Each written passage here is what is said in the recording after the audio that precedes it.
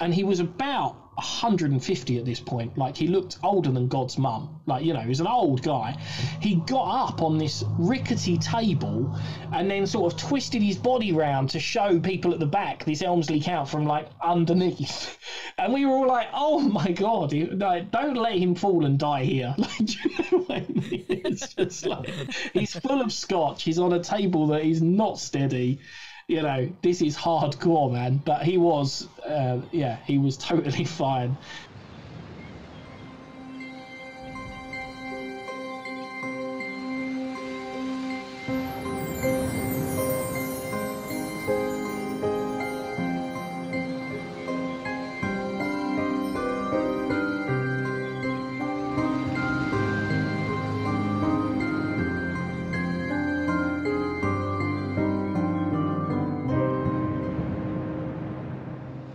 Hello, welcome to another episode of Desert Island Tricks. Very excited to introduce today's guest because I've known today's guest probably longer than I've known most performers, and he's regretted it ever since. But before we get onto that, let's let you know about the concept of the podcast. So, our guests are going to be marooned onto an island. We're not going to really do it. I know I say that every episode, but just in case you think that we are going to chuck them somewhere, we're going to put them onto an island, and they are allowed to take with them 8 tricks, 1 book, and 1 non-magic item. Particulars, audience, how they get there, all of that sort of stuff, doesn't really matter. It's not really going to happen.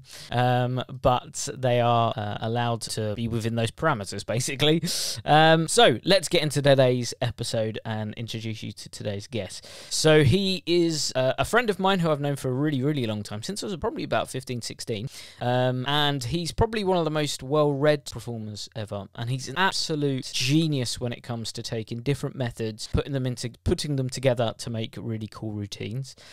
He's looking on the screen like that's not true, but it is. And that brings me to say he's incredibly, incredibly modest. And I think because I've known him for a little while, I'm genuinely really interested to see what he says. I'm going to predict. I genuinely don't know what he's going to say. I'm going to predict that a lot of them are taken from books because he really likes books in particular. And I think a couple of our guests have already done that, but I think some of them will, and I think Liam will be one of them. But anyway, today's guest is Liam Montier. Hello, Liam. Hello, Jamie. How are you doing? I'm good, thank you. How are you? Yeah, I'm good. I'm hoping I'm not going to disappoint you too much. I actually chose all marketed tricks because within the confines, it would, you know, I was thinking, I'd rather talk about books for an hour, but because you said not to, or because that felt like a loophole, I thought, no, I will do it. I will try and find 8 marketed tricks I actually like, and I got pretty close. I needed Nice.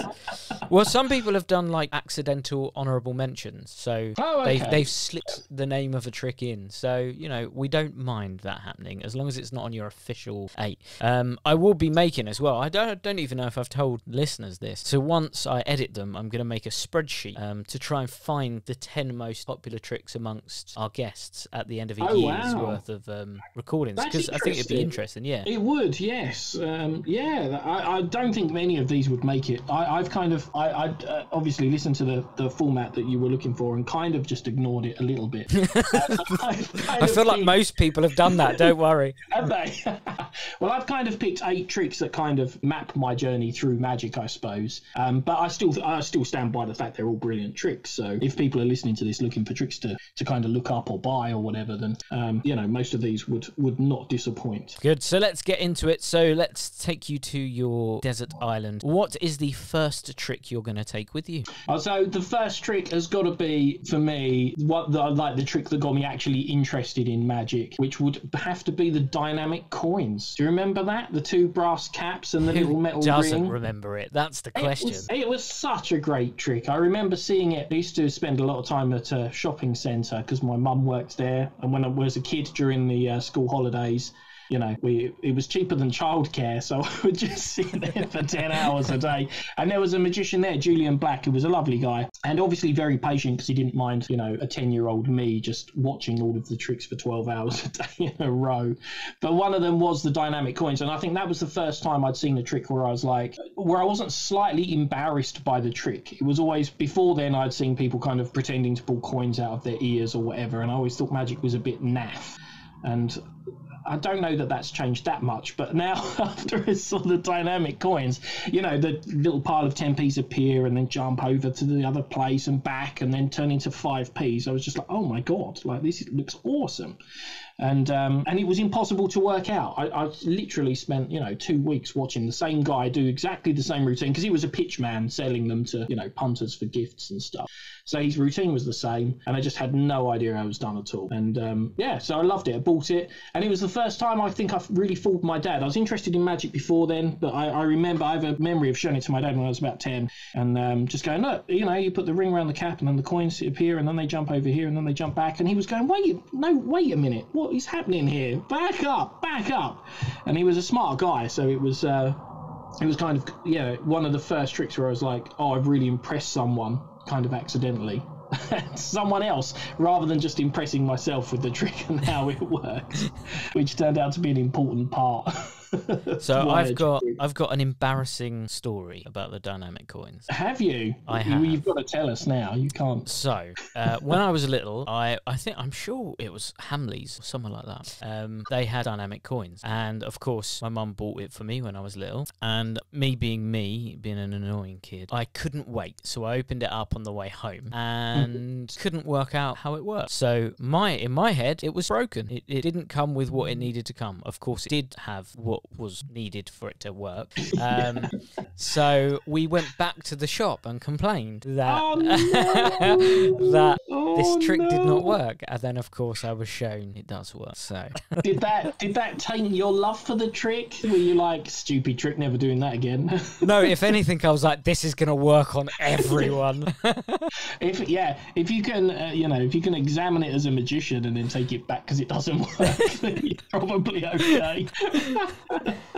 It'll be interesting to know how many people have that as well. It's got to be one of the best-selling tricks of all time. It really has, and it's such a shame in a way that it's so well known, because when you look at it in terms of a self-working trick and the fact that it's not cards and the fact that it's so easy to do, and you can, once you grasp that a stack of coins can appear or vanish from either cap, you can piece any routine together. They can jump through whatever, appear whatever, wherever you want.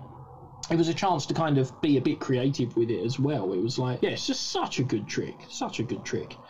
And like a lot of those beginners things, it's a shame that it ended up being in such public domain.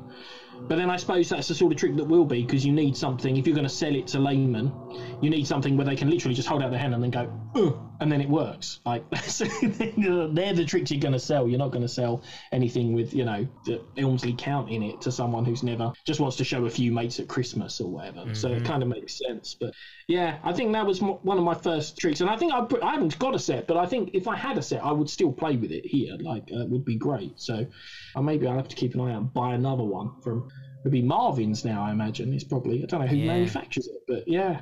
Well, no, there are still places that sell versions of it that aren't Marvin. But, yeah. Well, I would want the one that we sold. I ended up working with Julian and helping him sell them. And it was in like a grey packaging with some little cartoony face on it. I'd have to find that, but that would probably be on eBay for like £1,000. Anything slightly nostalgic, anything nostalgia inducing in people my age, they just add a zero onto what it costs.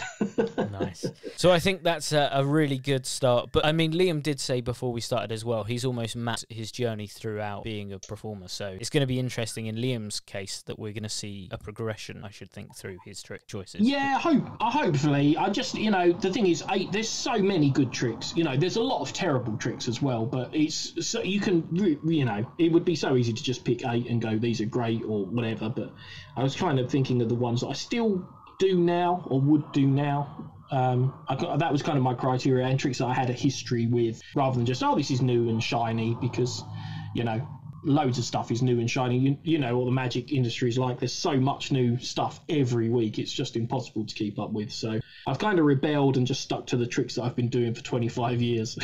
Nice. So that takes us on to number 2. What are you going for in your second position? So my second trick would have to be a trick where the thing I loved about this trick is the fact that the method did not disappoint. The problem with magic as a hobby, especially when you're young or you're getting into it, is you pay money, normally quite a lot of money, and you get the bag and you open it up, you see all the gaffs or gimmicks or the method inside, and you go, oh, this looks crap. Like, you just get that disappointment of, oh, it's string, or it's, you know, a double backer or whatever. Ugh. And so I had to pick this, and I remember seeing this trick, and again, I was pretty young at the time I saw it, but just fooled absolutely everyone. And it was called Penetro. And it is basically the coin through the sheet of rubber that falls into the glass. Do you remember that? Yeah. Yeah, just in case anyone listening doesn't know, you have a sheet of dubious looking rubber. I don't know where it came from. Maybe some sheet I think we all know where it came from now, though. Now that we're older, it feels like it shouldn't be a thing. Yeah, it was just some big. It was a big square, weird shape. Whoever was using that, poor people. But it had it was a sheet of rubber stretched over a glass, wrapped in an elastic band to make like a drum, and on top of there were 2 coins, like a 10p and a 2p. And you would do what magicians do and pretend to offer a choice of coin. And the one that they chose, you then just pushed on the coin very lightly, and it sort of slowly and visually sank through the rubber, and then ping into the glass. You heard it rattling around. You handed it straight out. The coin is in there. You can examine the rubber. There's no holes in it. The elastic band is in place. It's just so fooling. And then the method is so satisfying. I don't think anyone would work that out. You know, I defy anyone to go, oh, well, I know how that works. It's just, you know, it's just what I'm not even going to tell you, just in case people don't know. I'd love you to see it and then go speculate. But it's just, methods are normally so disappointing in Magic, especially as you get more into it and you see the same ones recycled or used unimaginatively. And to see something like that you haven't seen anything before or since like it was just so good and so fooling. And again, one of those tricks. I always pick tricks to show people that I enjoy. That's kind of my top criteria. I think good magic is wasted on lay people, really. They don't care how much practice it is or whatever, you know, they like the sponges. So, you know, I because of that, I kind of think, well, I've got to entertain myself. And Penetro, as it was called, I'm sure it had loads of names because it was an old standard dealer's item. I think, you know, in the 80s, 90s, all the dealers just got the sheets of rubber and marketed it. But it just, such a clever trick. Again, not on cards, and just, completely, the method was just completely unpenetrable for anyone watching it. So if you need a trick and you need to show someone who's a smart ass, I think Penetro will get them because it will get everybody. Yeah, I remember seeing that again. I must have been really little. It must have been sort of early teens at Davenport's in London. Oh yeah. So that was where I first saw it. Do you remember learning how it worked for the first time and just being in complete disbelief? Like, because that's the only thing about it is a bastard to reset. Yeah, that's what I was going to say. Like, demming that in a shop must be a pain. You needed like 2 men to reset it. You was like stretch the thing. You know, there's a balancing act going on, and then it all came together. But when I saw how it worked, I was just like, that is completely unfair. I would never have worked that out. It was mean of you to use that as a method to fool me. So do you know what I want to see though is one day like a massive version of it with like 2 people or something. It's just a massive 2 people on a bit of rubber and one of them gets pushed through. Just over a big drum and 2 cats on top. Choose one of the cats, the other one shloop. Well, that's the interesting thing, I suppose. It shows you how good the method is, because there weren't variations of it or anything. You didn't see people going, oh, I've reworked it, or, you know, I do it with me keys instead or anything. It was just a perfect trick in its way. And I just absolutely love it. It reminded me also of a time with Cameron Francis when we were filming one of the Big Blind Media DVDs, and every magician, I think, misses some beginner's trick. I remember seeing the ring that travels up the elastic band quite late on, and I hadn't seen it, and I was like, what the is that? You know, that's awesome. And people are like, oh, it's just a beginner's trick. But I showed Penetro to Cameron, and he just happened to not have seen it before. So he was like, man, that's awesome. And then me being the bell end that I am, I was like, yeah, the coin gaff is great. You'd never work it out. So I had him examining the coin for about an hour, and then I admitted it was the rubber and there was a hole hidden there, and then he was, you know, he sat with that for an hour. And I never told him how it was done. I'm mean enough to not even tell him. So hopefully he's found out by now. But yeah, so there, it goes to show, like, firstly, you can't learn everything. And I think every magician has got some beginner's thing they've missed that will totally fry them. But secondly, even someone like Cameron couldn't work it out, having seen it a couple of times. Just goes to show how bulletproof a method is if a magician who's been doing it for years sees it for the first time and it still catches them. Bearing in mind that's how lay people see these tricks. You know, we always worry about the methods and stuff, but we've seen all the tricks before. They haven't. So yeah, just a perfect trick, that. Well, it's a great second choice, but that leads us on to your third trick. What are you going for in your third position? So my third one, I've kind of got two here because they're very, very related. And honourable mention then, an honourable mention. Yeah, well, it's a related trick. So the first time I went to Kmart Magic when I was a kid, I was a long time ago, and it was the first time I'd ever got a train on my own anywhere. And I got to Kmart Magic, and eventually I missed the first train, and it used to be in Upminster, and it was such a hard place to find. It was like a perfect magic shop because the address was 189A St Mary's Lane, Upminster, and you get to St Mary's Lane and there's a 189 in the middle of this terrace but no A bit, and so you don't know where this shop is, and you eventually find it when you walk a few doors up, and then there's an alleyway and you go through that, and that takes you to the big alley around the back of all the shops, and then 3 doors down there's a flight of iron stairs with a sign that says Kmart Magic that's about the size of, you know, a playing card. So the first time I got there and met Morley and Barbara and John for the first time, I was so late that they were actually closing. And I think I was about 12 or 13. And I was like, no, I'm just desperate to get any tricks, anything at all. And so John, before he kicked me out, said, all right, you know, let me in. I was literally like, I've got 20 quid. Give me what you think would be awesome. He gave me 3 tricks. And I still do pretty much all of them now. But the trick at number 3 is called Psycho Dice, which is a Steve Cook prediction trick. And there's been lots of versions, Diabolical. I think you guys at Alakazam put out a really nice version with 6 dice. Yeah. I can't remember what that was Diabolical called. V3, I think it was called. Or something, V2 yeah, or that one, that was really clever because the original one was just 3 coloured dice, and you know, and so that's been another version.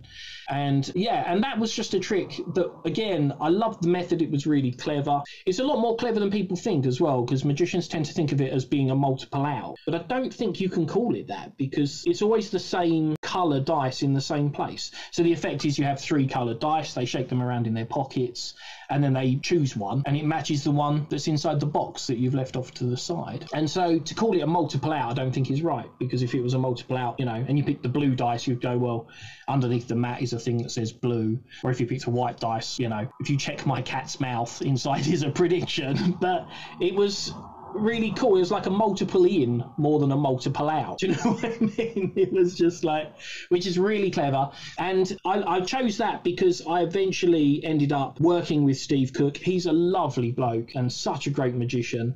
And and I ended up working with him through Kmart Magic as well to put out a new version called The Gamble, which was with 4 different coloured chips. And that was one of the first really successful tricks I had with Kmart as well, and really helped get my feet on the ground and got wholesalers interested and all that kind of stuff. So it was a kind of nice trick to choose because it was right at the start of my journey, and also kind of up to the beginning of when I owned Kmart Magic rather than when I was turning up there as a rather uninvited guest.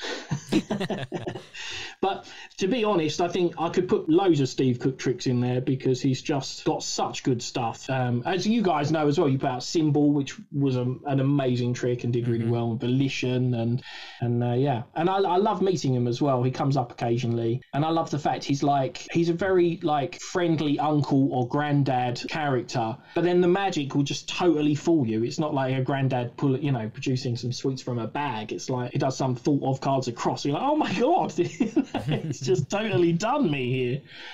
So yeah, it was just, yeah, Psycho Dice was such a great trick, and it is still one that we have on the website now. And then we have the Gamble as well, which is a kind of more workers friendly version, because if you're doing gigs and you've got dice in a ring box, it's kind of rattly. They can kind of tell when the magician is circling. But yeah, I just loved that. Yeah, it's a very, clever very trick. clever, very, very clever trick. Yeah, I think it's easy, like I say, it's easy to underestimate as well. It's easy to look at it and go, oh, it's only a 1 in 3 or 4 chance, or oh, it's only multiple outs. And neither of those things quite are true. Do you know what I mean? It's like, it is only a 1 in 3 chance, but because you present it so confidently, they know you're going to get it right, so it seems super impressive. And you can't just write it off as multiple outs, because it's far more clever than that, far more subtle. And yeah, just the sign of a really well thought out trick, which is what most of Steve Cook's things have. They've been thought out to a point where you don't need to personalize them anymore. You know, you can just open them and just go, yep, that works. And, you know, I didn't have to bring much to the party. Which is kind of appealing and kind of what you want when you buy a trick. You know, you shouldn't have to rework bits to suit you. You want the thing to just be in the most finished form that it's going to come in, I guess. And that brings us on to a halfway point. So you're at trick number 4. What are you going to go for? So trick number 4, this came to me in the same visit to Kmart Magic when I was there. I got I got Psycho Dice. I got a trick called What a Turn Up, which is a little do as I do thing, which I still really love and fools everybody. But the trick I've picked is a trick called The Kick by Harry Barron. And this is just a perfect self-working trick. There's been loads of versions as well.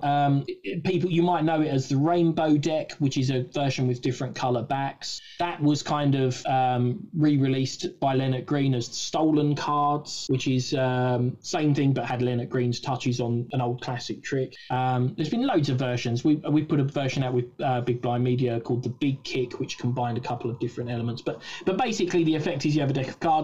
You give the deck 2 predictions to a spectator, as you say, we're going to test your intuition, and then they take the deck themselves. They deal down, they stop any time, they put the first prediction in, say the 8 of clubs face up, drop the rest of the cards on top. They do the same again, or you hand it to a second person. They do it with the King of Hearts, they drop that in, and then you spread the deck out and you take out the face up cards and the cards they've put them next to by calling stop, and the 8 of clubs matches with the 8 of spades, the King of Hearts matches with the King of diamonds, and then you go, and how you did that in a deck like this I've got no idea, and you flip everything over and turn it over and everything else is blank. And it just, for lay people, it just is the perfect card trick. It's self-working, it's all in their hands, they do everything.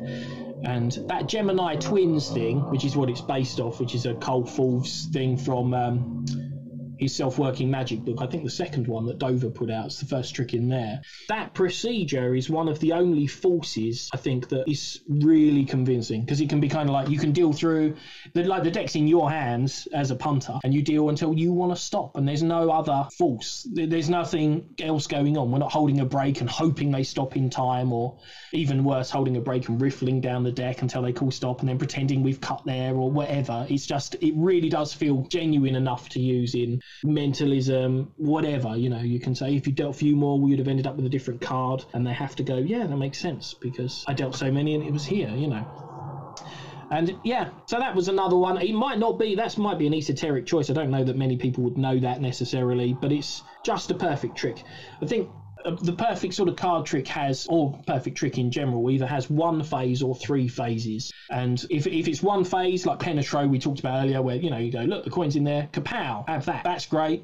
But if you've got more than 1 phase, 3 is great, because you can go this matched, then this matched, and then you've got a third beat, which just completely, you know, you can set your pattern, you can have something happen, have something else happen that kind of follows along, and then your third beat is to turn the hose on them and go, and they weren't even cards. Just to have them go, oh no, you've done me. Yeah, and any blank deck ending is just killer. It is. The weirdest part about it in loads of tricks, and especially the kick, is the blank deck would make no difference to the chances of the trick working. Like, do you know what I mean? It's like if you match up the king and you could match up the 8, it wouldn't matter that the rest were blank, or if they spelt, you know, you're a loser or whatever. Whatever you had the deck do, it shouldn't make any difference to the impact of the trick. But for some reason it does. It's just, and not a little impact. You know, they'll literally scream when you turn the deck over and say that they're all blank and everything's examinable. And it's one of those interesting paradoxes that quite a few tricks have. It's a bit like the brainwave deck, you know, like once you've named a card, the ace of spades, and it's face up in a blue pack, the fact it's got red back makes no difference, because it's still a 1 in 52 that you would get it right. But you get another impact, you know, you get, oh, it's got red back as well. Well, yeah, shouldn't matter. It's still the same non-logical at all. Yeah, it doesn't. Yeah, but it doesn't work like that. It makes me wonder how many sort of redundant endings you could put on a trick before people realised. Well, chair test is that's another case in point. That's right. Yeah, that's a good point. Yeah, that is another one, isn't it? Where it's just like use that here and then this, and then you add the numbers and it's the date, and it's all like makes sense. But yeah, I think that's a magician thing, isn't it? When we watch it, we're aware of that maybe, but for lay people they're not. So it just it just makes you wonder how long you could make a trick with redundant sort of endings, and how long before they noticed, or if they wouldn't and you just never stopped. this one's green, this one's orange, this one, it's just, oh my god. But so there you go. That was my long-winded way of saying trick number 4 was the kick by Harry.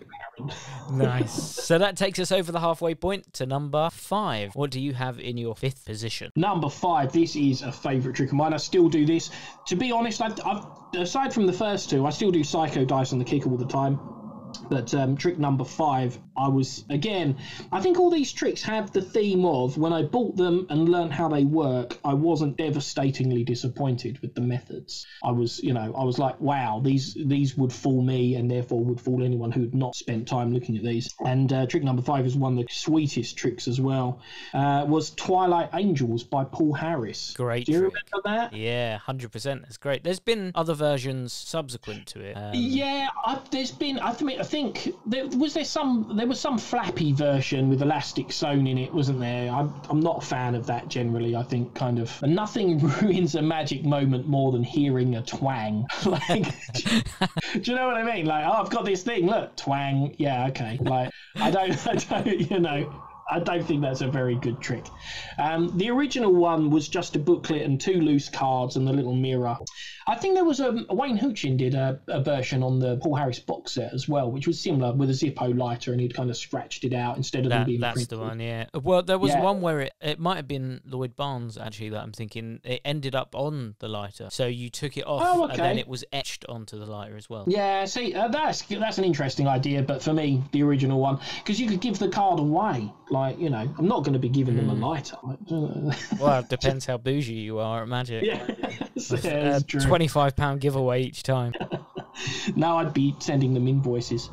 But yeah, I thought the original one, and again, if people haven't seen it, I don't know how easy it would be to see a demo, but the effect is that you have a card, well, not even really chosen, you take a bicycle card out of a deck, and they have 2 angels on, one each end as standard, and you use this little mirror to vanish one of the angels, which vanishes off the back of the card, and then it reappears visually next to its mate.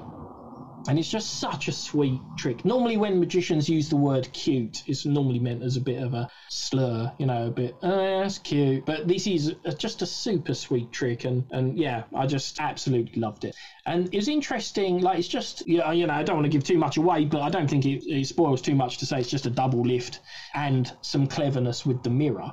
But it goes to show how much, like, the double lift is the tool there that makes the magic happen. It's not the effect. You don't just go, look, this is a normal card, I flick it and the angel has jumped across, because that would be 3 out of 10. But to show a card with angels on both sides and then make one slowly disappear with a mirror and then make one slowly appear next to the other one, that's 11 out of 10 of a trick, and then give them the card afterwards. It's just, what a beast of a thing. And there's loads of Paul Harris tricks we could have chosen for this, because obviously I think he's responsible for basically close-up magic being fun, really. I think before then it was all Marlowe and Vernon and, Lewis Gantz and stuff, and he was just he obviously found some really good mushrooms and just did tricks with whatever he wanted. Do you know what I mean? And brought that sense of freedom to it, of like, well, now chapsticks can be props and you can make paddles out of silly putty, and then, rub a penny so you get an impression of a heads and suddenly change it to a tails, and all these just wacky effects that just came out, and it just kind of made everything so much more fun. And you could be geeky, you didn't have to be a sophisticated person to show magic now. You could be, well, as Paul Harris is, a nerd, basically, as the rest of us are. It's like, we learned it was okay to be a nerd and inflict our passions on paying people. What bigger gift could you give magic than that? But how about you, Jamie? Are you a Paul Harris fan? Do you Yeah, any of his so tricks that resonate with you? I've got his books as well. The Arts of Astonishment. Yeah, they're an interesting one to revisit every now and again. I feel like they're books that you rediscover things. Yes. Like each time you go through them, you go, oh, that's an interesting idea. I wonder what would happen if you did it with this or with this. But Paul Harris was around again when I was sort of starting to get into magic quite seriously. Probably sort of my late teens, early 20s. He was very, very big. I think that's when the Art of Astonishment box set came out. And yeah, just seeing some of the weird and wacky things that he came up with, he's just incredible. It was those books particularly. I think the thing was every single trick had something completely original in terms of either plot, effect, or method, and often all three. And there's not been, I don't think there's been a creator who's had a sustained block who's been able to go, here's 300 tricks spread over 3 books that are all original in some way that you can't easily point to a predecessor of the trick before. And not belittling anyone who doesn't do that, and pure creativity doesn't always lead to the best tricks. And there's definitely some weird stuff in Art of Astonishments and stuff where just because a method's new, it doesn't necessarily mean it's good, and certainly doesn't mean it's better than a method that we've used for 100 years and has been proven to work over that time. But it was just so amazing to have such an original collection of stuff to just go through, and he didn't really reuse moves or approaches or principles. It was just like, here's trick A, you've never seen anything like it before. Here's trick B, you haven't seen anything like this before either. And you just, whether you thought they were brilliant or not, kind of beside the point. Although we did have a very high hit rate for someone who was essentially a hippie, I think. Just kind of. I think wasn't that like the advert was like him in a forest or a log cabin or something like that. Oh, for the DVD set, I think. Yeah. Well, I don't know much about how that was produced. I know that project was massively late, and I wonder if they'd kind of filmed it and refilmed it and refilmed it and refilmed it, and then eventually just gone, fuck it, let's just hang out with my mate Bro Gilbert was a lovely bloke on there, great performer, and same sort of vibe. And I feel like they probably just skipped a lot of production and then just gone, let's just film it at our mate's cabin, it'll be awesome. And it was such a great set. I remember buying that because I wasn't working at the time, and I kind of saw this announcement, new Paul Harris box set, 10 DVDs, and before I'd finished gasping, I bought it on my partner's credit card. That was how instant reaction. I was like, ah! And it had been ordered. And I loved the experience because I then didn't read anything about it until it came, so I didn't have any spoilers about what the tricks were. And I had a friend of mine, Darius, who I used to hang out with a lot when I lived nearby, and he would come over and we would watch one every couple of days, just one disc, watch the 4 tricks and just see them completely in context. And brilliant tricks on there they were. Hello guys, I'm here to talk to you about Alakazam Unlimited. This is the best streaming platform in the world, I'm telling you now.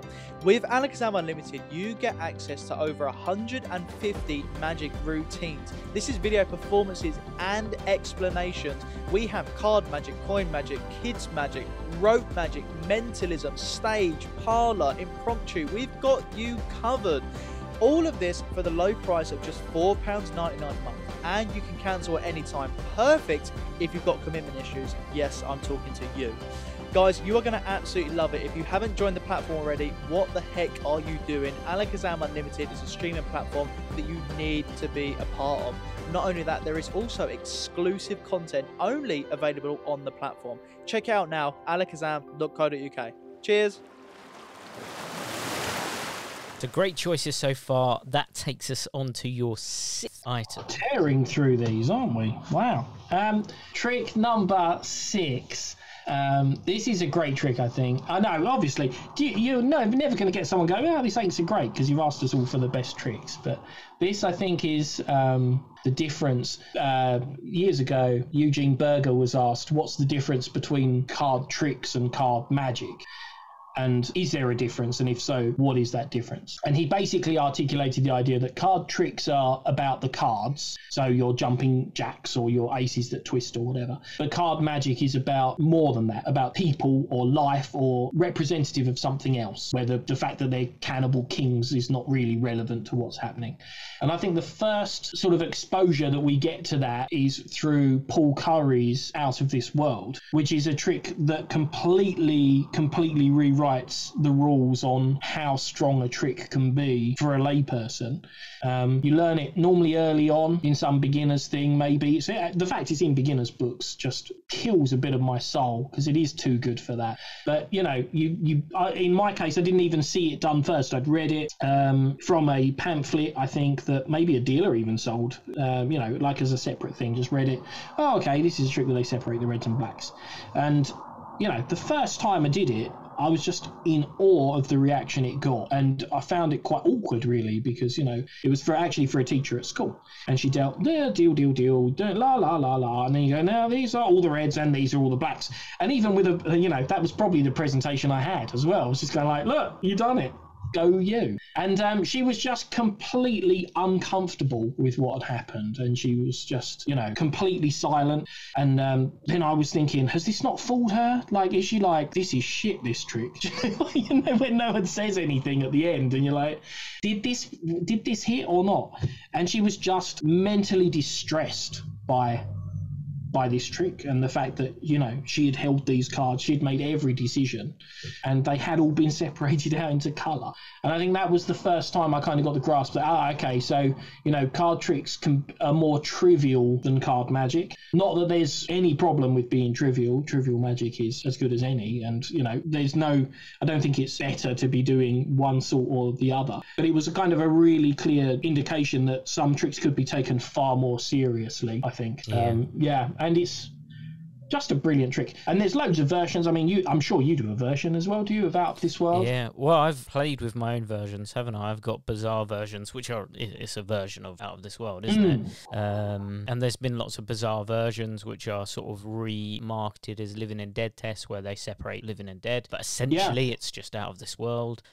So yeah, I've got a favourite. But that being said, when I read Paul Curry's book, there's something to be said about the original method being pretty damn good as it is. Yeah, I must admit, I kind of, and I've had sort of discussions with magician friends about this, I kind of dislike nearly all the other methods, really.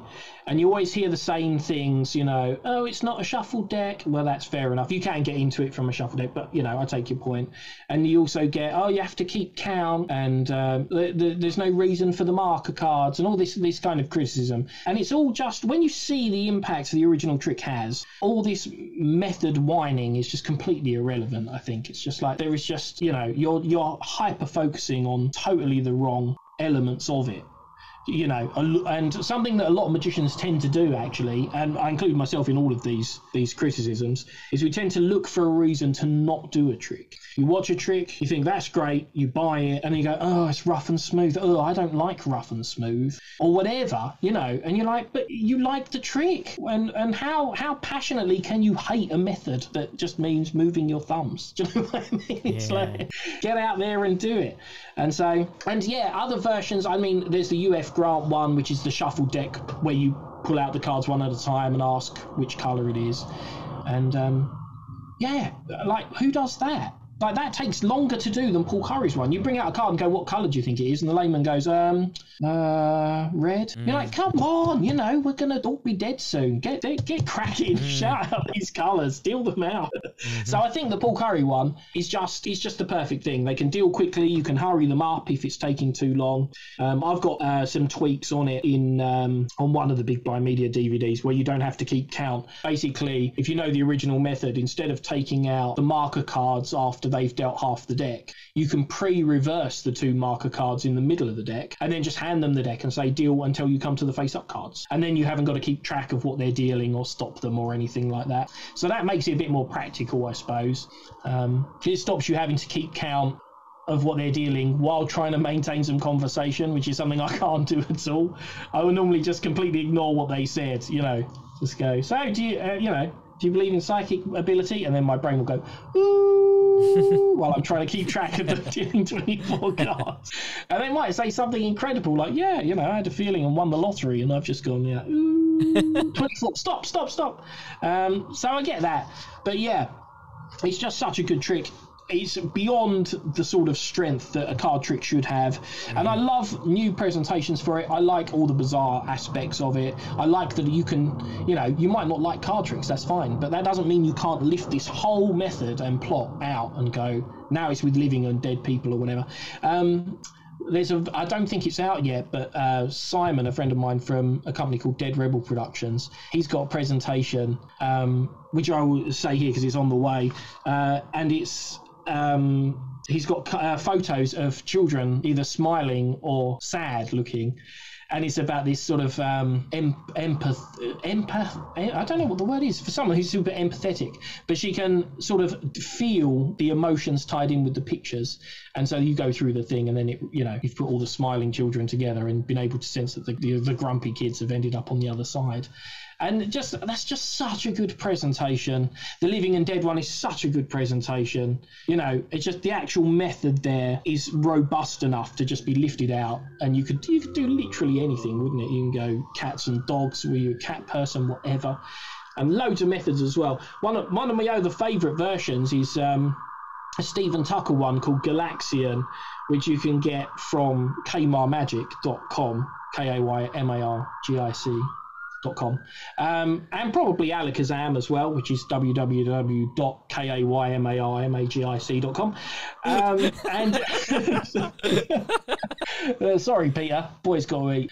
But Stephen Tucker's one is a brilliant follow-up, because one thing with Out of This World is you will always get, it's a trick that will stick in people's memory, and then they will go, can you do that trick on my mate with the reds and the blacks?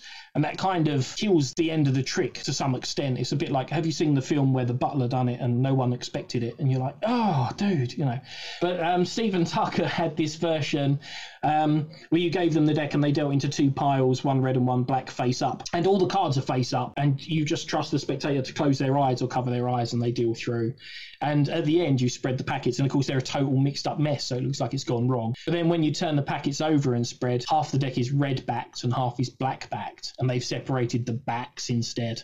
And as a kicker for someone has seen the original one, is such a good follow up, because you can say, yeah, sure, we'll try it face up this time, and then it looks like it's completely failed, and then again you turn it over and spread, and they're just like, I've been done, I've been had by a Jedi master. So Galaxian is great. There are loads of other versions of Out of This World, but yeah, I kind of agree with you. I think basically the original one is just so hard to beat. It's just, and a great pathway into Paul Curry's work, because if you've got the book, you'll know Paul Curry had tons of good stuff. People, it's a bit like a one-hit wonder in music when people kind of go, oh yeah, Paul Curry, Out of This World. It's like, go through, man, there's tons and tons of clever stuff. He was a proper dude. So Out of This World is my number 6. Good choice, and that brings us on to the tail end of your choices. So we're on number 7. What did you go for, number 7? Number 7, again, difficult choice. It's a John Bannon trick. Obviously, you're not going to get a list of 8 tricks that are the best in the world without there being a John Bannon trick in there. There should probably be several. And if he hears this, he'll probably be disappointed I haven't picked several of John's tricks.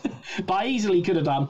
But yeah, this one I picked is Stranger's Gallery, which is John's colour-changing deck. And I think for me, it was a total... It's that thing that John often does, actually. I kind of think of a plot that I want to add to my set, and then I look at loads of different versions through the library. I've got all the books around, and I look online. I happily watch 100 versions of one plot if I want to work on it. And what happens is I always end up doing the John Bannon one. And the colour-changing deck's no different. You look at all the other ones. The Paul Curry one actually is very good. There's Nick Trost ones. There's tons of colour changing decks, but when it just comes to being able to ring what John would call maximum, he's got the right pain to glory ratio, he calls it, minimum pain, maximum glory. And I think in terms of bang for your buck, his methods tend to be the best. And Stranger's Gallery, just as a colour changing deck, is just preposterous. It's just 4 predictions. Feels like so you put down 3 predictions, they choose a card, your 3 predictions turn out to be duplicates of the selection that they've made. That feels like the end of the trick. And then you've got this logical reason for them all to change backs, where you say, well, of course you don't get 4 9 of diamonds from a blue deck, so this one's from a green deck, this one's from a red deck, this one's from a black deck, but none of them from this deck because this deck's orange. and you're just like, oh my god, so much magic happens, and it just looks perfect. It's not easy, it's not self-working by any means, but it's not difficult.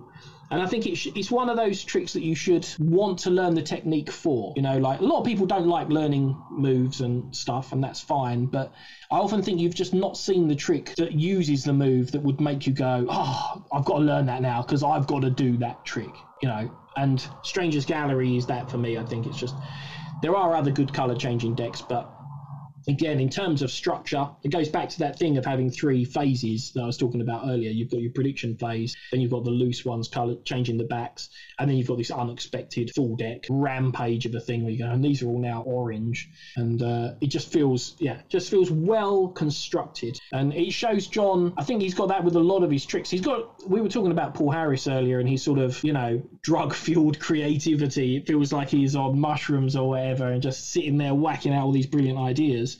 John feels like an engineer who can take something that didn't work, tighten a few screws, and know exactly what screws need tightening, and go, there you go, now that's examinable, now it's got 3 extra phases, now they all change colour at the end, and now it's got no moves in it. And you're like, oh, thanks, John, we needed that. the trick before was a mess. Mm-hmm. So, and I think he's just got that, that gift of being able to refine a rough diamond into a shiny gem, basically. And whether you see that in, he's had so many massive tricks. You think of Spin Doctor, you think of Play It Straight Triumph, and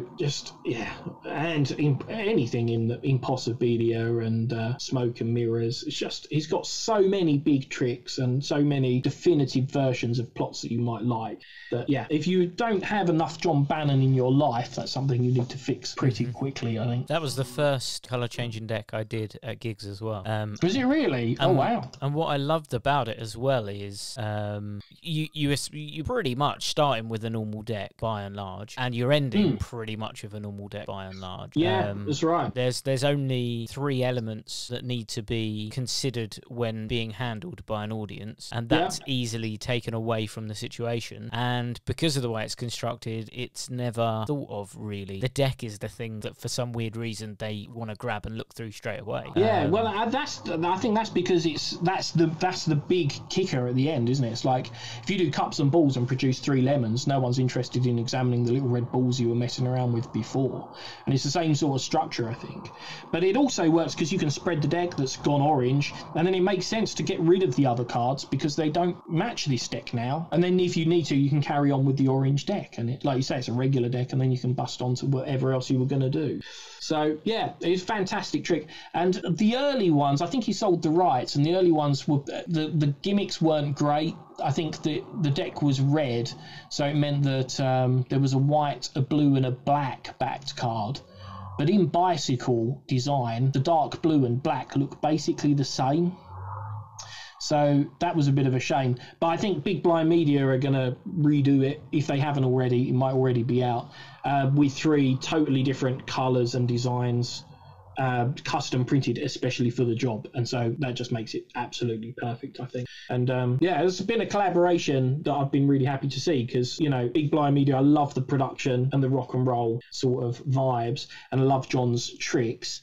And I think that seemed like an unlikely collaboration early on, but John loves all the rock and roll, production and all that kind of stuff. And so their partnership has been great because it's kind of brought all of these top quality tricks in a beautifully produced way. I think you can't go wrong with checking out any of their projects because they not only look great, but they're also full of killer material that, isn't filmed with someone's phone on their kitchen table, which is how I shoot most of my stuff now. Very, very true.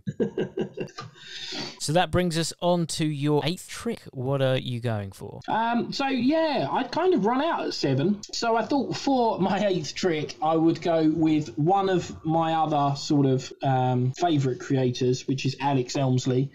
He didn't really have a lot of marketed individual tricks, and so I chose his 4-card trick, which is the trick that the Elmsley count was first sort of released in. It wasn't the first trick he used it for, but it was how, it sort of came out to the community. And like we were speaking about Out of This World earlier, where the original Paul Curry one still holds up, I think the Elmsley 4-card trick is just construction perfection. Like, it's so well structured. It uses just 4 cards. It's examinable at the end. 3 are blank, and then 1 prince, it jumps around, it changes, it vanishes, it comes back, and then it's got an odd colour back at the end. And it is just 4 pieces of card. There's no sticky stuff, there's no roughing stuff. And when you look at like Packet Tricks or versions of it, considering it's like 80 years old, there's been no improvement really on it. You know, some people have gone, oh, you can make 2 of the cards change, but then all the handling looks messy all the way through, and you're like, oh, is it worth it now when you're having to put in all these unusual moves and stuff just to get 1 extra beat at the end? When the original one just looks so clean, and when you think it's just literally 4 slices of cardboard that can sit in your wallet at any time, and it has that, because it's only 4 cards, it's got all the practical things as well. It instantly resets, it's examinable, it's multi-phase, you know, it's got a kicker on it. And I don't know how Alex Elmsley would feel about being remembered for a trick that has the Elmsley count in, because I don't think he was particularly fond of the move. We'd had him lecture at Kmart Magic years ago, and first of all, like, Alex Elmsley could drink, man. He had a lot of scotch before he started. And he sat down, he went, I'm going to show you, I've got 3 or 4 packet tricks. And he went, and none of them use that bloody count. And then he went through them. And then ultimately at the end near the end of the lecture, he got asked about the count and his favourite trick with it. And so he was teaching the count, but it was so full, this lecture that Morley had arranged, that a lot of people at the back couldn't see anything. So Alex, and he was about 150 at this point, like he looked older than God's mum, like, you know, he was an old guy. He got up on this rickety table and then sort of twisted his body round to show people at the back this Elmsley count from like underneath. And we were all like, oh my God, don't let him fall and die here. Like, do you know what I mean? It's just like, he's full of scotch, he's on a table that is not steady. You know, this is hardcore, man. But he was, he was totally fine. And he's, again, a bit like the Paul Curry thing. People think of him as the Elmsley Count. But when you go through those books, there's so much quality magic. And, of course, luckily for us, he did a DVD set with, I think it was L&L, before he died. And although he's not at his best technically, you get to at least see him doing the material, and you get to experience his presentation was great. He had such a English gentleman sort of persona, which I don't think was a persona, I think it was just him. But he just, you know, he's a joy to watch perform, even though he admitted himself he wasn't really a performer as such. That doesn't make him any less endearing when you watch it. And the magic just, is so good to see that there is a record of that, you know, someone that good and their contribution that you can actually see rather than just read, because obviously less and less people read now, and it's kind of a shame that these great tricks and principles are kind of, you know, not available to just see and experience essentially. So we were lucky that he did, you know, a comprehensive set before he passed on. So a mutual friend of ours actually showed me it. So it would have been a trick that I'd learned very early on, like many years ago. It's one of those ones. A bit like, what was the one with like gold foil, different foils on the back of cards? That used to be like Oh, from Davenport's prismatic change. Something like that, yeah. It was like one of those ones that everyone learns at early doors. But then Sarah showed it to me again, maybe like 4-6 months ago. And yeah, just baffled me. Absolutely mind-blowing that so much is going on with so little. It's amazing. Yeah, it's the construction, isn't it? It's like, because the construction of that trick is perfect, you can't really vary it and you can't improve it, because it's already down to the least amount of moves for the maximum amount of impact. And so I think the fact that the trick's 80 years old and hasn't got any better just is a testament to how well it is put together. And that's the sort of magic that fascinates me. It's just like, how can you wring as much out of doing as little as possible? You know, either, as the famous quote goes, things should be as simple as possible, but no simpler. And that, you know, the Elmsley thing, and in a lot of his tricks, he's got that construction. He's got things down to the point where one move does 2 or more things, you know, which is just, that's what makes it so appealing. It's so engineered and clever. And I'm glad Sarah's doing that, because it's a great trick. And, it's really, really cool. Yeah, for, like I say, for 4 slices of cardboard to just stick in your wallet, what a trick to be able to do anytime, anywhere. you know, and let everything be examined at the end, which is the, you know, always the dream. So that's going to bring us on to your two more difficult items. So these are sort of more interesting in a roundabout way, because you only get one choice. And if people at home haven't come across Liam, he's a bookaholic, I think it's fair to say. And he has many, many books. He's read lots and lots. So getting this down to one book, I'm not sure whether that's easy for you or difficult. It's a bit of both, really. I mean, there's so many great books that in a way I could just take any of a huge number and be happy. You know what I mean? It's like, and I'm assuming you're going to have a rule where you can't take a series, you can only take a single book or whatever. You seem like the sort of mean people person. have tried. I think Andy Smith was like, can I take part 1 and part 2? No, you can only take one. It's only not even to a hypothetical island. If people have been on to me about what sort of audience they have there, then I'm gonna be as pernickety back. Yeah, that's fair enough. Having gone through the tricks, I have a holy trinity of creators, which is John Bannon, Alex Elmsley, and Roy Walton. And I didn't have a Roy Walton trick in there, so it would have to be one of the Walton books. Davenport's put out the complete Walton. There's volumes 1, 2, and 3. I think I would just grab the nearest one. I don't think it would matter to me which one I had. But those are, if you like card magic, they're fabulous books, because everything in there, even if you wouldn't do it, is super clever in some way. You never kind of read a Roy Walton trick and go, it's all right. There's always some bit where you're like, oh, that's clever, or that would have fooled me, or the plot's great. And so it would be one of the Roy Walton ones, but whatever volume was nearest my hand before I was abducted to the Alakazam Island. Well, listening to all them sirens behind you then, I'm not sure it really showed up. I think we need to get you onto a desert island. Yeah. I don't know where you are, but we need to get Liam Montier out. Peter and Harry rocking up to take me there. Yeah. It's the Alakazam police. They're coming for you. I've not mentioned enough Alakazam tricks. That's a great choice, the Roy Walton book. I was going to say, don't they have a complete collection of Roy Walton? It is split over 3 volumes, just so that it's not 900 pages or whatever. And also, it is worth sticking with. If you buy the books, they're not easy reading. I mean, Roy, they're not, they're literally just blocks of text. You don't get any luxuries like paragraph breaks or anything. It's just sheer walls of text. So if you're halfway through learning something and you lift your eyes off the page, that is it. You have to go back to the start, So they're not necessarily easy reading, but they're so packed with stuff. And I'd have to take a book that had a good number of tricks in it. I wouldn't want to be reading theory for the rest of my life on a bloody desert island. So it'd have to be tricks. And I think, it would, for the Roy's stuff, there's easy stuff, there's difficult stuff, there's moves. But most of it is just one normal deck, or so you wouldn't be like, I've taken this book and then I would need a load of gaffs to do the tricks, which I was meanly not allowed to take with me, thanks Jamie.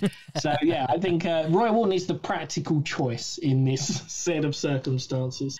See, what's interesting about Roy Walton as well, earlier on you mentioned like Alex Elmsley had lots of material but was sort of just known for the Elmsley Count, and then Out of This World, Paul Curry, Paul Curry was pretty much, if you're going to say him, it's Out of This World. And Roy Walton and Cardwalk, I would say, is the same sort of bracket. That's true. And again, in the same sort of way, it's such a shame because Cardwalk is a great trick, but it's quite a small variation on the Jeff Busby original one.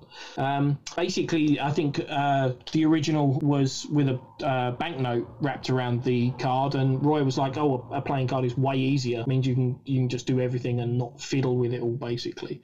But you've got, if you Oil and Queens is a great trick. Stage Shout is a great trick. There's I can't remember the name of it, but the second or third trick in the third book is a sort of ace assembly thing where you deal the aces face down on the table, and every time you drop a deck on one, it appears face up in the middle. So then you drop it on the second one, and then there's 2 face up in the middle, and drop it on the 3. It's so good, and it's so clever, and he's just a master of construction, and using moves in unusual ways as well. There's some stuff with the half pass in there, and we think of the half pass as just that horrible move you have to do when you've got some reversed cards left in a deck and you want to carry on. But Roy uses it in just ways that fool you when you're going through the trick. That's the sign that those things are being well used. So yeah, it's got to be the Roy Walton book for me. Any volume, you might as well pick. Wait there, I'm going to be devil's advocate. I've done this in quite a few of them now. Devil's advocate, Okay. if you had to pick one, right, but I want you to give me a reason for that one. So maybe there's a specific trick in that volume. If you were to pick one of them, which one would you have to take with you? I guess I would, I don't know. It would either be 1 because I've had that the longest and enjoyed it the most, or no, maybe 3 because I've read it the least. And if I'm going to be on this island for a long time, maybe it would help to have tricks that I'd not learnt so much. So yeah, maybe volume 3, just to be, I know a lot of the tricks out of 1 and 2. So I've chosen to remember those instead of important information like my postcode and my phone number. so I think book 3 then, in that case, if I'm going to be pinned down and bullied, then yeah, volume 3. Great choice. So that brings us on to the sort of curveball. This is your item, your non-magic item. What would you take with you? Oh God, a non-magic item. If I was on a desert island and going to be there for ages, I would take a full-size snooker table, I think.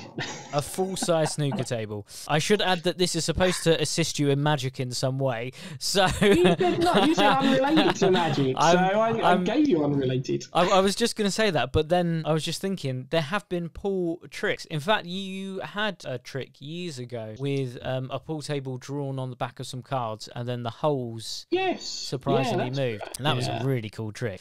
But I don't know. Do I let you have a pool table even though it's not used for magic? It's not even a pool table, it's a snooker table. They're 4 times the size of a pool table.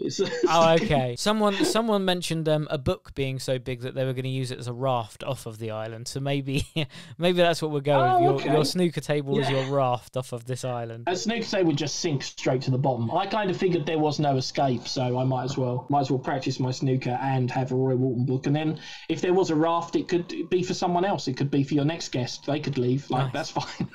I just had this image of you trying to row away with a snooker cue, just really trying your hardest to get it to move. No traction. That wouldn't happen, man. Cardio is against everything I've ever believed in. So if I'm plonked on a desert island, I'm there to stay, mate. Well, great choice. Snooker table it is. Yeah, I knew you'd let me. I'll let you have that one since I've been so stringent on all of the other ones. Yeah, really good tricks. Interesting. We started off with dynamic coins all the way down to the 4-card trick. So yeah, quite an eclectic mix again with you. Majority of them card tricks. I want to say they're all card tricks / mentalism card tricks, I guess. Yeah, you got a couple of coin things early on. You've got the dice thing. So it's, nearly half non-card, not far off. Oh yeah, of course, the rubber coin. Yeah, of course. Yeah. Were you listening, Jamie? I've even made notes and everything, believe it or not. I just can't read my own writing. Excellent. So, Mr. Liam, if anyone wants to find out more about you, where can they go? Kmart Magic is the best place, I suppose, to keep up with me, but I'm also involved in loads of other people's stuff. I'm on I work with Big Blind Media quite regularly because Owen is a great friend of mine. I've worked with Alakazam quite regularly over the years for a few tricks and bits and pieces. I basically just work with people I enjoy spending time with. So wherever you see me, it will be where you see me. But if you are desperate, then Kmart Magic is the place to check out the tricks that I'm bringing out. Amazing. Well, thank you so much for going to your little desert island. I hope you get off there safely. Thanks for keeping it hypothetical. If those sirens kick up again now, I'm in bad. I'm in a lot of trouble. Excellent. Well, thank you again, Liam, and we will hear from you again soon on another episode of Desert Island Tricks. Rock and roll, mate. Hi, Peter Nardi here, and I really hope you enjoyed that podcast. I just wanted to let you know that Alakazam have their own app. You can download it from the App Store or the Google Play Store.